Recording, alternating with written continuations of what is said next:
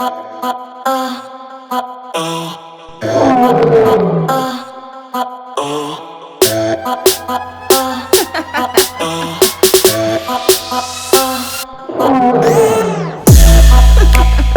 real shit there.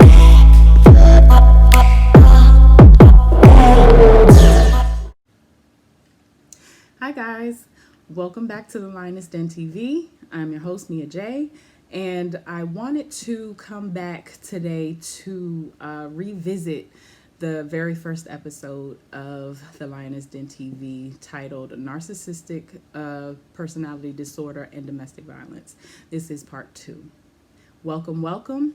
If you are new to my channel, please like, share, and subscribe. Hit that notification bell so that you can get alerted to all my content. I wanted to thank you if you are a returning viewer. Thank you. And thank you to anyone who's new just coming in. So come on in, guys. Come on into the den, because it's very real in here, and I really do cover a lot of different topics. Everything I promise won't be, sad or bad or anything like that. Some stuff gonna be funny, some stuff gonna be, everything, point blank period. I'm gonna talk about any and everything. It's my channel. I'm gonna do what I want to do. Okay? Anyway, so getting back to the topic of narcissistic personality disorder and domestic violence. I want to talk about those things in specific because it is October and it is Domestic Violence Awareness Month. And I want to focus specifically on narcissistic personality disorder. I want to talk mostly about the intimate partner relationships, marriages, the boyfriend-girlfriend, or boyfriend-boyfriend, girlfriend-girlfriend, whatever you're into. It's all welcome here. This is a place for comfort, and it's also a place to talk serious, and it's also a place to have fun, and it's also a place to have some laughs and cries or whatever it is that you want to do.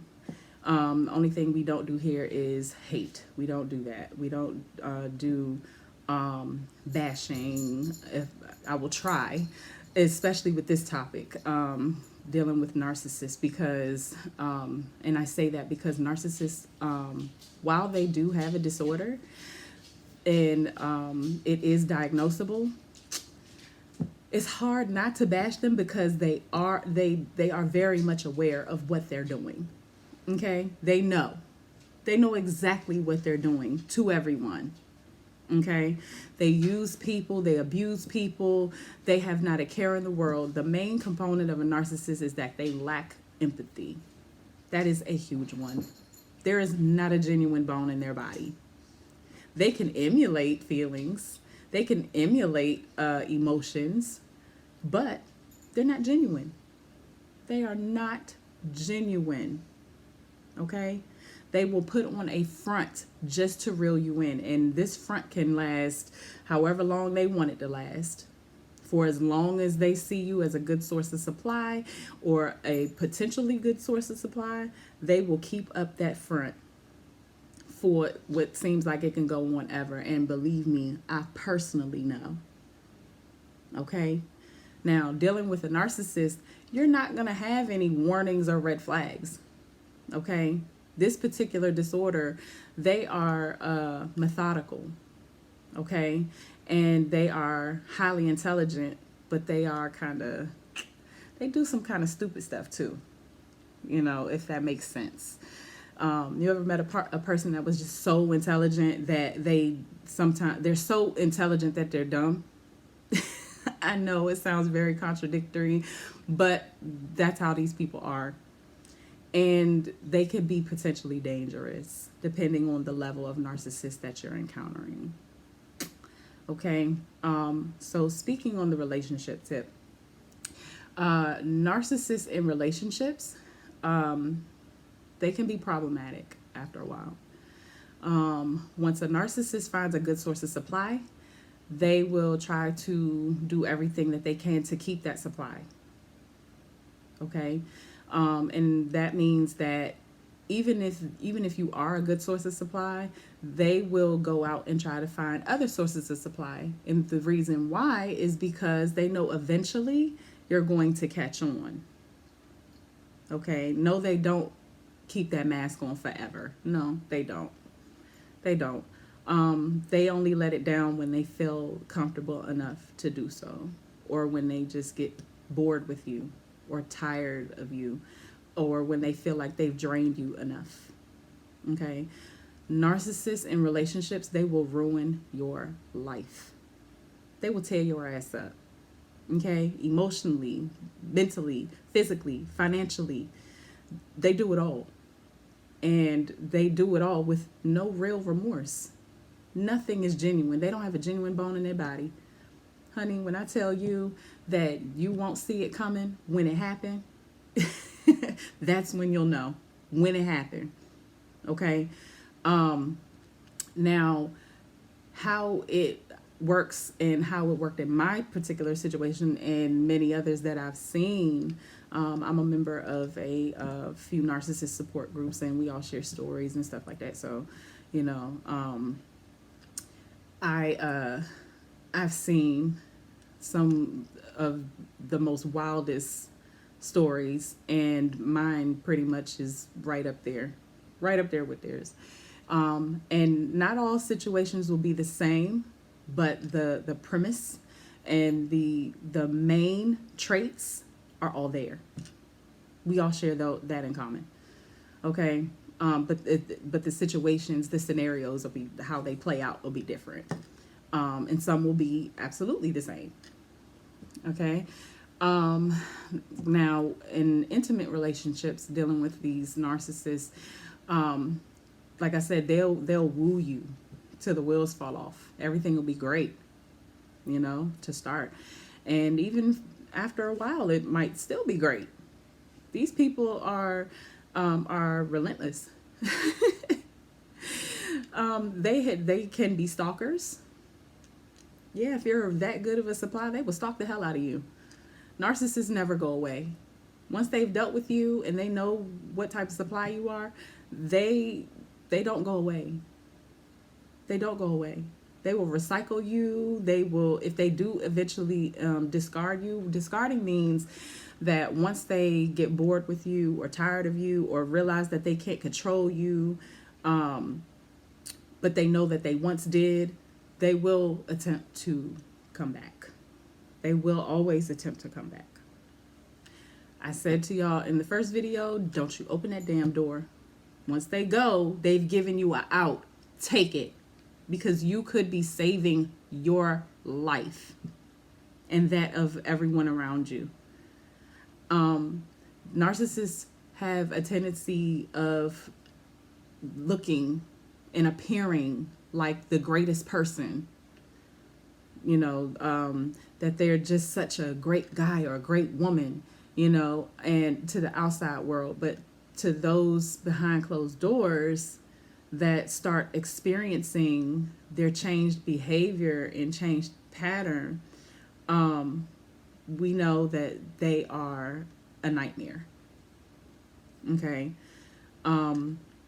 I did say in the first video that I wanted to share some examples, and I promise you guys I am. I actually have a couple clips that I have saved, but I got to figure out how to incorporate them in my videos. And if I can't, then what I'll do is, if I can't in this video, I will try to do it in another video. I mean, I could always just flip my camera and just show you guys on my TV.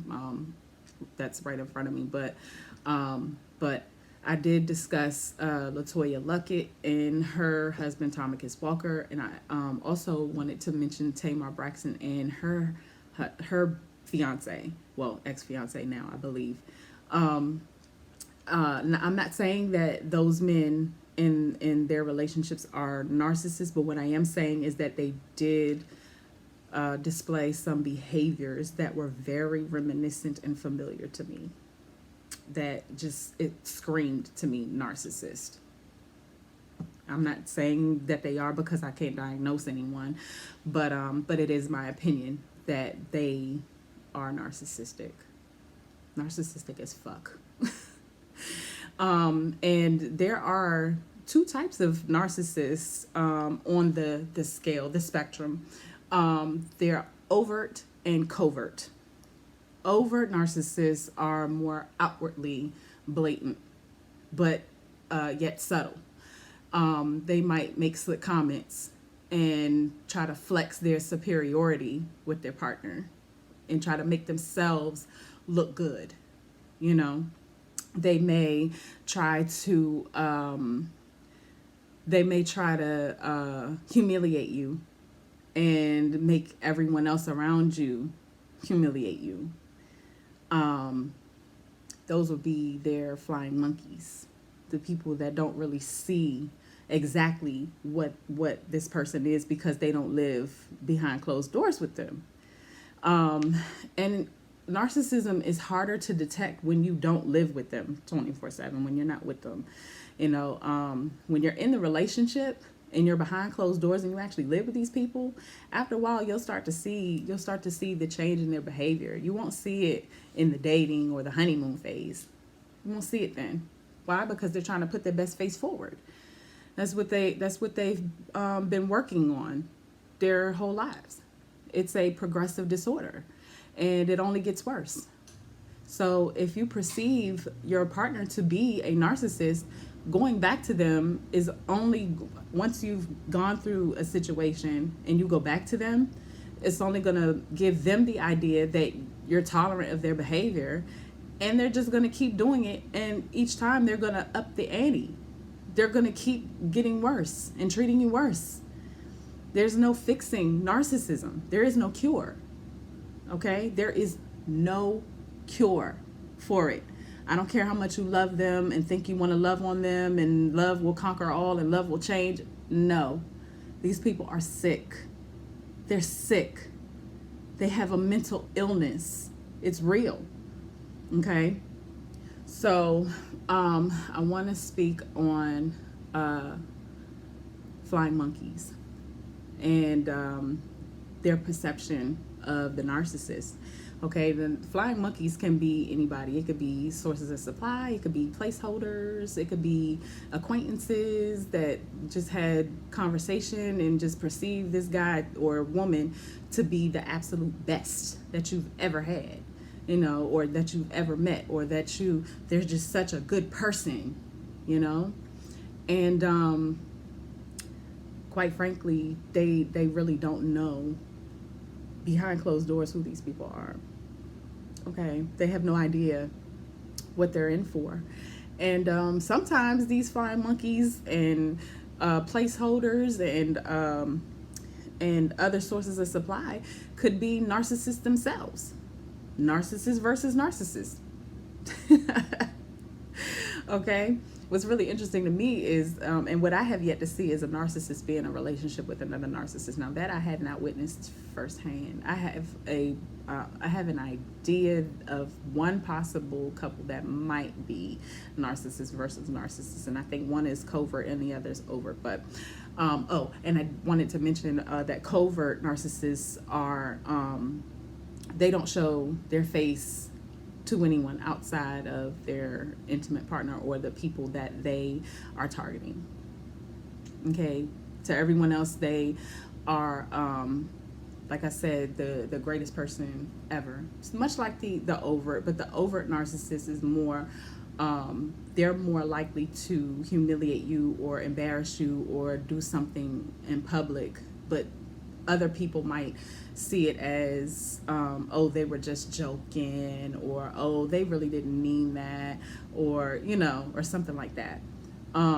Whereas the covert narcissist, they really tend to do things really, really low key and mostly behind closed doors. You'll never really see it out in public. Okay. And they typically don't overtly embarrass you. They might do something slick or say something slick, but it'll be so low key that it'll fly over your radar and everybody else's radar. You know, covert narcissists are very good with their words. Overt narcissists are more blatant, direct, mean, you know, in your face mean. Overt narcissists are. Covert narcissists are the same but more privately. Okay, and they're more low key with it. Um, Narcissists can be in many positions. You might be dealing in your relationship with a narcissist that has plenty of money. You know, they might be rich. Okay, and they may not be using you for that, because narcissists they use everybody. They might not be using you financially, but they might be, or they might be using you financially, because ain't nothing better than a dollar than one more. You know what I mean? They might be greedy financially. So that's a possibility. But if you are dealing with a narcissist that brings in plenty money, what they're more so geared for is power, control. All narcissists really do go for that. But I find that, you know, narcissists that are money driven, that are set on their own right, they more so look to deal with somebody that is not as financially secure as them, because they want to control them. You know, they want to be seen as, you know, more as the breadwinner. That's important to people that are rich narcissists. But also too, I mean, there's so many different facets, but also too, dealing with narcissists that have money, they might only deal with someone that is equally as, you know, as financially set as them, because they want to have that image of the perfect mate and the perfect relationship, and which most narcissists do. And then there are narcissists who are lazy. They're couch huggers. And they will use the crap out of somebody who is financially set. Okay, and I was just talking about the financial aspect, and that's only a tip of it. It's so many different ways that a narcissist can use a person that is financially set or not financially set as them. I can't name them all right now. I'm running in 17 minutes on this video right now. But I will come back to it if, you know, if you have a question, if you are dealing with a narcissist that is financially set or not financially set, and you want clarification on how they may potentially be using you, inbox me or email me, and I'll clarify it for you. I'll help you. Then you have, like I said, the lazy ones, the ones that don't want to work, can't keep a job. And most narcissists that are overt, I've seen that they can't keep a job. They don't want to work. Why? Because it's too stressful, because they can't do what they want if they're not in a position of power. So they feel like, why am I working? You know, then you have the ones that just want to ride off of the person and use the person up that they're with, that is financially set. You know, you have the narcissists that want so much financial control that they will completely convince you, the partner, to not work and be a stay-at-home mom or dad. They'll belittle your job. They'll talk about you until you quit. Okay, because they want you home. They want you to make them the center of your universe. Okay, anything else that you're giving attention to that doesn't involve them, shoot, forget about it. You can forget about it. They will be so cold towards you until you do what they want you to do, child. Then you have the narcissists that try to become impregnated, or the narcissist that wants to keep the woman pregnant, because they feel like that is a way to deter them from working, from bringing in money. Power, control. Okay. Then you have, and that's just a portion of the financial abuse. They will ruin your shit. They will go out here and get all kinds of loans in your name. If you got good credit, they will destroy it. They will spend up all your money. They will constantly ask you to buy them things. Even if they got their own money, they want you to buy them gifts all the time. They will, if they know that you, even if they know that you ain't got it like that, and they got the money, they will still try to get you to spend money on them. Kind of reminiscent of a pimp. But yeah, I think a lot of pimps are narcissists. Matter of fact, I think all of them are, to be honest. But that's a tip of the financial abuse part. Then you have the mental and emotional abuse that comes along with it. Both types of narcissists, covert and overt. They will say things to belittle you, humiliate you, and it might not even be true. You know what I mean? It might not even be true. Some narcissists, they will find some things about you that are true and try to use that against you just to shoot up your self-esteem. That's the thing. They have very, very low self-esteem. Very low self-esteem. Okay? So they try to project that onto you. They try to inject that toxin into you because they're feeling like shit about themselves. I don't care how much money they got. I don't care how much money they don't have. Either way, their self-esteem is shot. I don't know why they're like that, but they are. And they try to project this image of, but yet they want to project this image of, I'm the best. And they want you to believe it. And the minute that you stop believing it, they go look for that attention elsewhere. That's where the cheating comes in. That's where the other sources of supply come in. I'm hoping that I'm making sense to you guys. I know some stuff may sound contradictory and confusing, but that's the type of games that they play. It is, and it's serious. It can really destroy your sense of self, and you can find yourself lost trying to figure out what the fuck is going on. This is some fuckery. Okay? And you're sitting there trying to figure out, is it just that they're having a bad day, or are they going through something that they're not talking about? Whole while they're just enjoying making you feel like shit, because that's what they do. They're just enjoying tearing you down and watching you suffer and watching you hurt. They get some type of pleasure out of that. It makes them feel good to know that they did that to you. It makes them feel, they don't feel guilt. They don't feel genuinely bad about what they did. No, they did it on purpose. They wanted you to feel like shit, because in their mind, they don't feel like shit. All the money in the world, all the having all the things in the world, that shit don't mean nothing. It don't mean nothing. It don't mean nothing, because somewhere inside of them, they know that they're flawed. They know it. Okay? And they can't stand it. Especially if they have someone that they can't find any flaws in. You know what I mean? And if they do find flaws in you, they try to use that to tear you down. You know, while before they was singing your praises and loving and putting on this fake love for you. I'm gonna go ahead and end this video right here because I'm at 23 minutes.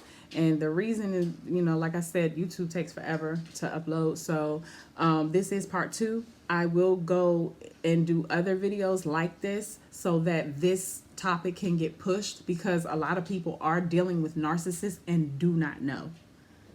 None of us will ever know it unless we are behind closed doors with them and that narcissist decides, okay, I'm comfortable, let me go ahead and really fuck them up. Okay? That's how they going. That's how they go.